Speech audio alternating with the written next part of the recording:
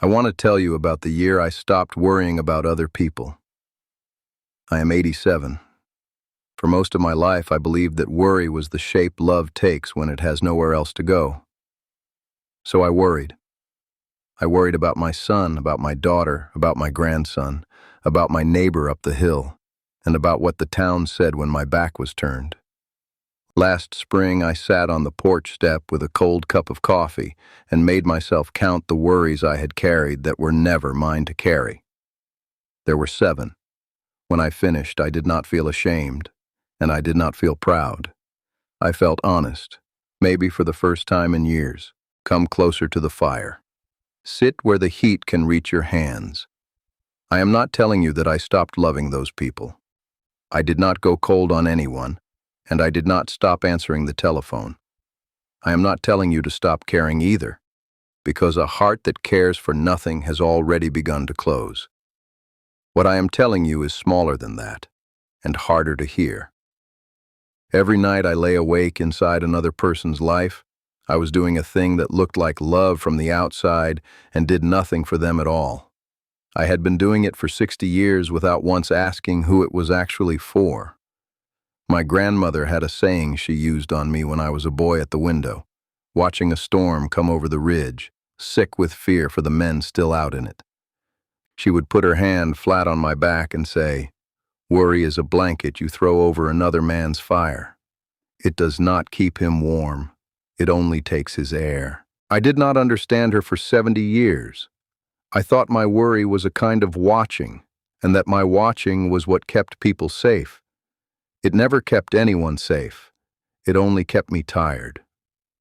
My grandfather said the same truth with fewer words and a harder edge. He said, "A man who carries another man's load arrives nowhere, and the other man never learns the weight of his own." So let me give you the first confession. For 9 years I worried about my son Eli's marriage. They argued the way 2 rivers argue where they meet, loud at the joining and quiet a mile on, and I never once learned to wait for the quiet mile. I would lie in the dark doing arithmetic on their silences. 2 weeks without a call meant one thing. A short call meant something worse. When I did reach him, I asked careful questions with hooks in them, and he heard the hooks every time. My grandfather used to say, "You cannot hold a river's course with your hands. You can only get wet." One October, I quit asking. I asked about his beans instead, and about the roof he was patching. He talked for an hour. Then, with no question in front of him at all, he told me the very thing I had been fishing for since spring, and he told it easy, the way a man tells a thing he chose to say. Let me set one thing down beside you before I go on. I gathered what my grandmother gave me into a small book. It is called The Native Way, 20 Teachings for the Later Years. The link is in the description below. Read one and sit with it overnight. No pressure at all. I am at this fire whether you ever open it or not, and I would rather be your elder than your merchant. What is in there is only what my grandmother put into me and what the years have sanded down since. If your heart wants it, it is waiting. If it does not, then stay here anyway, because the fire is the same size either way, and you are welcome at it. My grandmother never wrote down a word in her life. She said what she had to whoever happened to be sitting in front of her, and when she was gone, the rest of us had to hold on to whatever we could still remember. I set mine on paper so that my grandchildren would not have to do that same hard remembering. Now, let me give you the second confession. The second confession is my daughter Ruth and her money. Ruth has never been careless a day in her life, and I worried about her money for 11 years anyway. She teaches school 400 miles from here, and every winter I would run her numbers in my head at 2 in the morning as if they were my own numbers. The rust in the wheel wells, the furnace she kept nursing along one more season, the way she never once said the word tight, but always reached for the coffee first. I sent her checks she had not asked for. She sent 2 of them back without a note. My grandmother used to say, "You cannot warm a field by standing in it all night. The frost comes or it does not, and the standing only takes your sleep." What I finally did was stop running her numbers and start asking what she was reading. She has a mind on her that I had been too busy doing arithmetic to notice. Last month she told me, with nobody asking, that she had put a new furnace in and done it herself with a man from her church. She said it the way you tell your father something good. I had never once heard that tone out of her in 11 years of my helping. 11 years I had been standing in her field at 2 in the morning, and every one of those nights I was standing in the wrong field because it was hers and it had never needed me in it. The third confession is my grandson Samuel and the 2 years he did not call. He is Ruth's boy, 26 now, and somewhere in his 24th year he went quiet on all of us. I made a whole weather out of that silence. I decided it was something I had said at his mother's table about the work he had chosen. I decided it was the long drive. I decided on the bad nights that he had looked at me and seen nothing but an old man with his hand out. I wrote him a letter I never sent, and then a second letter, and the second one was worse than the first because it explained the first. My grandmother would have known exactly what to do with me. She used to say, "A pine in the shade does not grow slow because it is lazy. It grows slow because the light has not come around to it yet. Stand back and let the light come around." Samuel called last February. He'd been in a bad stretch that had nothing to do with me, and he said so in the first 2 minutes, and then we talked for an hour about a truck he is fixing. 2 years of my weather, and not one drop of it ever fell on him. The fourth confession is Walter up the hill and his ladder. Walter is 82, and he goes up his own ladder every October to clear the leaves out of his gutters. And for 6 autumns I stood in my yard and watched him do it with my heart going like a rabbit. I called his daughter about it once. "I want you to know I am not proud of that." She called him. He knew exactly where it had come from, and he did not speak to me for a season. That autumn he went up the ladder anyway, only now he went up it angry and alone and in a hurry. My grandfather said, "You cannot make a man safe by making him small." Walter came back around in the spring the way old men do, without a word about any of it, and I never called anybody again. Last October I walked up the hill and stood at the bottom of that ladder and held it steady, and said nothing at all about his age, and when he came down, we had coffee on his step. He is going up that ladder until the day he cannot. That is his to decide. My part was the ladder, and it took me all these years to learn how small my part was, and how much it mattered that I did it and shut my mouth. The fifth confession is what the town said about me. After my wife died, I let the front field go back to grass, and I know for a fact that 2 men at the feed store had opinions about that, because opinions travel in a small place the way smoke travels in a closed house. I worried about it. A grown man in his 80s, lying awake over what men I have known since we were boys, thought of my unmowed field. I rehearsed answers in the truck. I explained that field to people who had never once asked me about the field. My grandmother had no patience at all for this one. She said, "The canyon does not chase the wind to hear what it is saying about the rock. It stands there and it goes on being a canyon, and in 100 years the wind will have made it beautiful and never asked its permission. So I let the field go to grass and then to milkweed, and now in August it is full of orange butterflies, and last summer a woman I do not know stopped her car on the county road just to stand and look at it. Nobody ever did tell me what they thought. They never do. They were never going to.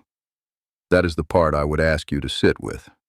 Every answer I rehearsed in that truck was an answer to a question that no living person was ever going to ask me out loud. The sixth confession is this house, and what becomes of it when I am not in it anymore. I built the back room myself in 1968. I have lain awake wondering which of my children would want it, and whether they would come to hard words over it, and whether one of them would let it go to a man who would tear out the stove. I made lists. I moved the lists.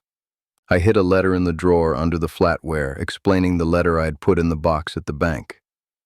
Do you hear how far a frightened old man can travel in one night? My grandfather used to say, "The tree does not worry where the leaf lands. It only worries about being a tree." And truthfully, it does not even do that. What I do now is simpler, and it takes about a minute. I tell them things while I am still here to tell them. I told Eli about the wet corner of the foundation and exactly what I did about it in 1984. I told Ruth which window sticks in the damp. Whatever they do with this house after me, they will do it with my hands still on the wood, and that is all a man gets, and it turns out that it is enough. The seventh confession is the one I am least proud of, and it is not about any of them. It is about how I worried. I did not do it quietly. I did it out loud at the table with my hands around a cup, and I called it love. Are you eating? Is that car going to make the winter? Are you sure about that, man? Every one of those was a real question about a real thing, and underneath every one of them was a question I never said out loud, which was, do you still need me? I fed that fire more wood than any fire can take. My grandmother knew this one from the inside, and late in her life she said it to me plain. She said, a fire given too much wood gives you smoke instead of heat, and smoke will empty a room faster than cold ever will. That is what my worry did in this house for 40 years.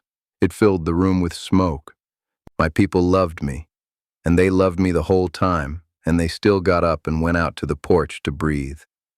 And I sat in there alone in the smoke, wondering why nobody would sit with me. The night I understood that one, I did not sleep. I went out and stood in the yard in my coat until the sky went gray over the ridge, and when I came back in, I put the coffee on, and I did not ask my son a single careful question for the rest of that winter. He came up the road twice as often that year. He has never known why. Now hear this next part carefully, because I do not want you doing with it what I would have done with it at 60. Sitting on that porch step with 7 worries counted out on my knee was not the same as hating myself for them. I have watched men my age get hold of one true thing about themselves and then use it as a stick, and a stick is not what a true thing is for. Every one of those 7 was a thing I did. Not one of them was a thing I am. A man is not a worrier the way a stone is a stone. Worry is a habit of the hands, the same as the way I still reach for the light switch on the wrong side of a doorway in a house I have lived in 50 years. Hands can be taught. That is the whole of it. I did not turn into a different man last spring. I set down 7 things I had been carrying, and my hands came open, and it turned out I had been holding those 7 so long that I had forgotten I owned a pair of hands at all. Notice that my grandmother never said worry is wicked. She said it takes his air. That is a different sentence, and a kinder one, and it happens to be the true one. So let me gather this up for you now, the way my grandmother gathered the ends of her shawl. My son's marriage, which I could no more hold than a river. My daughter's money, which I stood over all night like a frost I was never going to stop.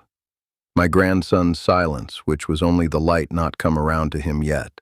My neighbor's ladder, which was his ladder.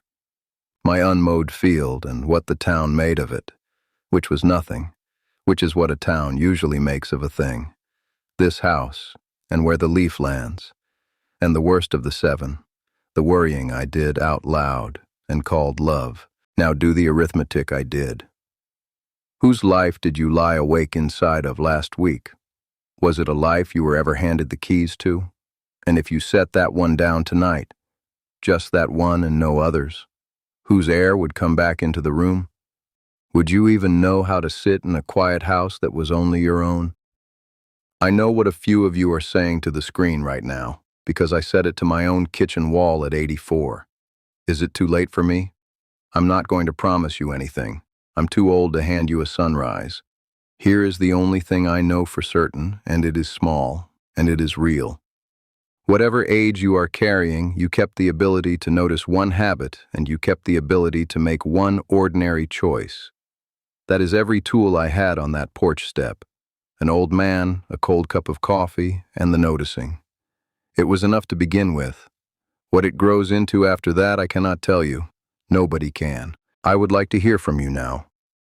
Of these 7, tell me which number sat down in your chest and would not get up. The son, the daughter, the grandson, the neighbor, the town, the house, or the last one, the one I said out loud and called love. Put it down in the comments and put the name of whoever you have been carrying if you are willing. I read every one of them, and that is not a small thing at my age. Then come back and sit with me again tomorrow. The fire will be lit, and the chair on this side of it will be empty, and it will be yours.